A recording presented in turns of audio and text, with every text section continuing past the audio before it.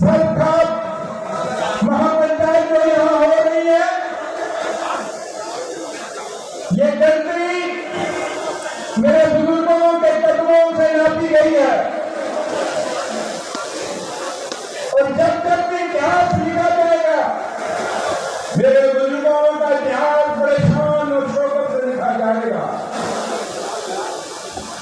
मेरे बुजुर्ग थे गांव वाले, लेकिन उनकी आन बान शान किसी से कम नहीं थी।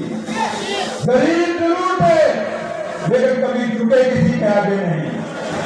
और आज हम विभागों की नस्ल है, हमें भी झुकना नहीं है।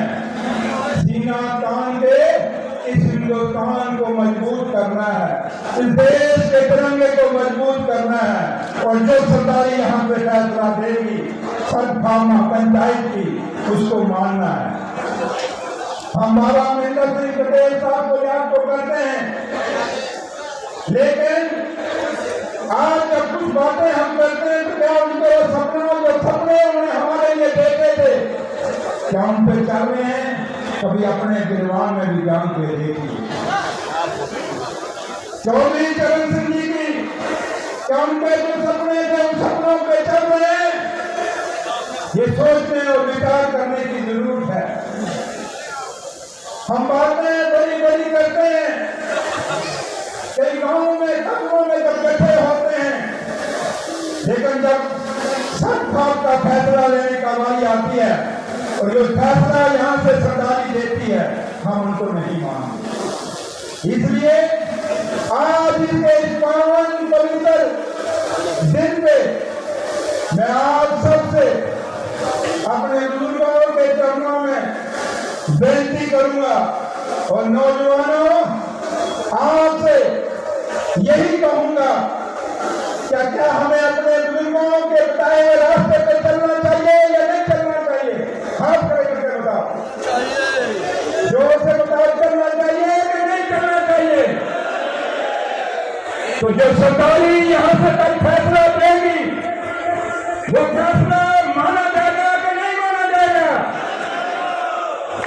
जिस जज्बे और जुनून से यहाँ कह रहे हो, उम्मीद करेंगे कि जब फिर कभी छठ का महापंचायत लगेगी, जो फैसले यहाँ से सरदारी देगी, उसमें से कितने फैसले हम लोगों ने, आप लोगों ने माने हैं, ये चीज भी देखी जाएगी। और इस उम्मीद के साथ, क्योंकि मैं अपने भाई नरेश साहब और राकेश साहब के और सौभाग्य मंत्री जी के न्योते पे यहाँ पे आया हूँ, और जब इन्होंने आमंत्रित किया और मैं रहा नहीं कहा, मैंने कहा मैं भी अपनी सरदारी के दर्शन करके आऊँ। सरदार का मैं सच में बोलूं, नाम बड़ा सुना था, लेकिन सरदार की सरदारी को कभी मैंने देखा नहीं था। और आज मुझे खुशी है कि इस मंच पे सरदारी बैठी है और मेरे सामने भी सरदारी बैठी है, और मेरे लिए फख्र की बात है कि मैं आज अपने उन बुजुर्गों की सरदारी में आके यहाँ मुझे बोलने का मौका मिला है, जिस सरदारी ने हमेशा देश की आजादी से लेके इन बॉर्डरों को मजबूत करने के लिए अपना योगदान दिया है। और आप जो सामने बैठे हो, आप सबने भी इस देश के बॉर्डरों को मजबूत करने के लिए अपने बच्चों की कुर्बानियां दी हैं।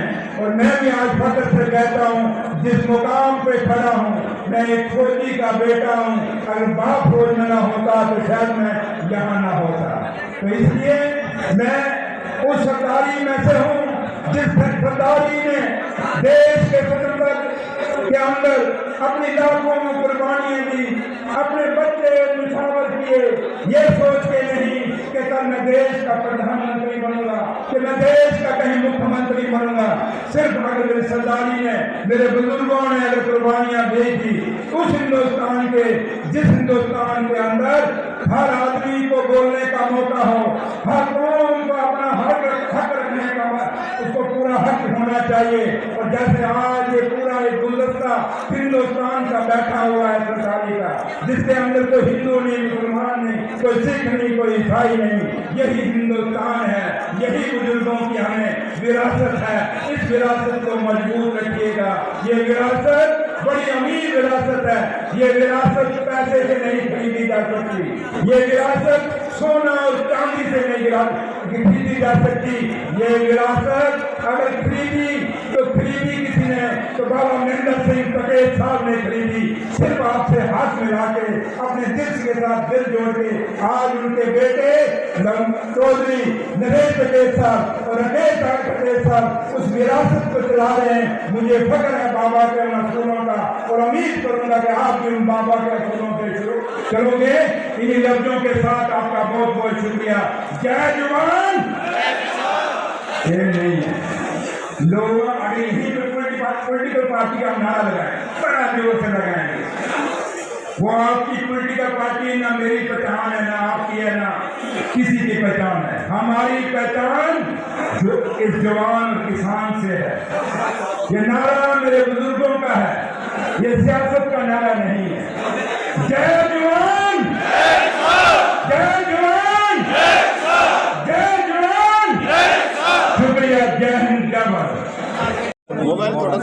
आप पंचायत में आए हैं, किस तरह का कैसा लगा यहाँ पे आके? देखिए, यहाँ आने का मुझे सौभाग्य प्राप्त हुआ। मैं चौधरी इस्तेकाल इंडिया के ऊपर कर दे चौधरी राकेश टिकैत साहब का और मंत्री अपना सुभाष जी का और बाकी जितने भी यहाँ सर्वखाप महापंचायत की सरदारी है, मैं उनका शुक्रिया अदा करता हूँ जिन्होंने मुझे यहाँ आने का मौका दिया और मैं यहाँ आया। और सोरम एक ऐसा गांव है जहाँ हम ये कह सकते हैं सर्वखाप का महाकुंभ आज यहाँ पे है। और एक ऐसा महाकुंभ जहाँ से देश और दुनिया में जो हमारे बुज़ुर्गों की जो आने वाली पीढ़ियाँ जहाँ जहाँ बसती हैं, वो बताए हुए उन रास्तों पे चलेंगे जहाँ मेरे बुज़ुर्गों ने जो फैसले इन खापों में किए हुए हैं। और जब भी सर्वखाप का महापंचायत लगी, चौपाल लगी और जो फैसला मेरे बुज़ुर्ग लेते रहे, आज उम्मीद करते हैं कि कल आखिरी दिन है यहाँ सर्वखाप महापंचायत का 18 तारीख को, यहाँ से जो एक दिशा निर्देश और एक फ़ैसला जो जाएगा सर्वखाप सरदारी का, देश और दुनिया में रहने वाले वो हर आदमी जो इन सर्वखापों के वारिस हैं और इनका फ्यूचर हैं, वो इनको मानेंगे। और जो बुराइयां हमारे आज समाज के अंदर हैं, वो सारी बुराइयां हम दूर करने की कोशिश करेंगे। और ये सर्वखाप जो आज सर्वखाप महापंचायत यहाँ लगी, ये किसी एक कौम, किसी एक बरादरी की नहीं, बल्कि ये वो हिंदुस्तान यहाँ बैठा हुआ है जिस हिंदुस्तान का सपना महात्मा गांधी जी ने देखा, अनेकता में एकता। यहाँ जितने लोग बैठे हैं आज, ये सब कुछ भूल के, अपना धर्म, अपना मज़हब, अपना जात, अपनी बरादरी, अपनी पार्टियाँ, सब कुछ भूल के एक ही छत छाया के नीचे बैठे हैं, वो है सर्वखाप महापंचायत। आपकी तरफ से कोई सुझाव दिया गया है सामाजिक मुद्दों पे? नहीं, मैं उस सरदारी के चरणों की धूल हूँ जो यहाँ सरदारी बैठी है। आज सरदारी जो फैसला देगी हमें उसको मानना है। हम इस सरदारी को, क्योंकि मैं और कपिल जी ऑनरेबल मिनिस्टर हैं जो यूपी में, हम दोनों तो यहाँ आए हैं ये देखने के लिए कि हमारी सरदारी क्या फैसला करती है। लेकिन हम इनको कोई ये नहीं कह सकते ये करिए, क्योंकि हम खुद इनके कहने पे चलना है हमने। तो इसलिए सर्वखाप महापंचायत को सुरेंद्र चौधरी का इतना बड़ा कद नहीं है कि मैं इनको कुछ बता के जाऊँ, बल्कि इन्होंने कल जब फैसला लेंगे, जो फैसला ये लेंगे वो उतना ही आम एक आदमी आपके लिए जितना इम्पॉर्टेंट होगा, वो सुरेंद्र चौधरी के लिए भी उतना ही इम्पॉर्टेंट होगा। बेशक मेरा रुतबा क्या है, मेरी आज कॉन्स्टिट्यूशनल पोस्ट क्या है, या कपिल जी की पोस्ट क्या है, ये मंत्री हैं, हम दोनों के ये मिनिस्ट्री हैं, इस सर्वखाप के आगे मैटर नहीं करती। मैटर यही करेगा कि जो ये फैसला देंगे उस फैसले को हमें मानना है। तो सब आतंकवाद पे कुछ कहेंगे? जम्मू कश्मीर से आए हैं आप, कुछ कहेंगे आतंकवाद पर? क्या मतलब क्या कहेंगे? जिस तरह की घटनाएं हो रही हैं, एक घटना अभी देखिए, मैं एक बात आपको कहूँगा कि मुझे दुख है कि देश के अंदर बड़ी अच्छी पत्रकारिता भी है, लेकिन कुछ पत्रकार ऐसे हैं जो जम्मू कश्मीर को नेशनल लेवल पे दिखाने की कोशिश करते हैं। वो जम्मू कश्मीर वैसा नहीं है। जम्मू कश्मीर के हालात अच्छे हैं। आज चाहे दिल्ली की गवर्नमेंट है, सेंट्रल की गवर्नमेंट है, चाहे जम्मू कश्मीर की स्टेट है, हमारी हमेशा यही कोशिश रही कि हम जम्मू कश्मीर के हालात ठीक करें।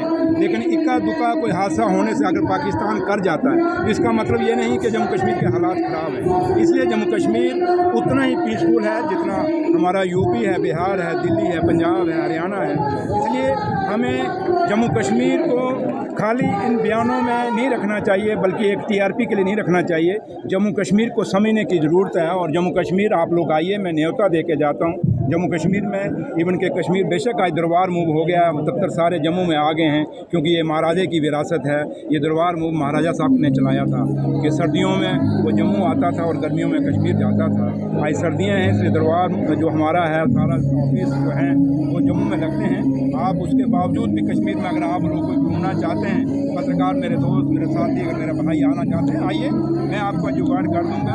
और अपनी आँखों से देखिए, आप अपनी आंखों से देखिए कि जम्मू कश्मीर कितना पीसफुल है और जम्मू कश्मीर की मेहमान नवाजी और जम्मू कश्मीर का भाईचारा बहुत मजबूत है। और आपको उस भाईचारे पर हमेशा फख्र होगा।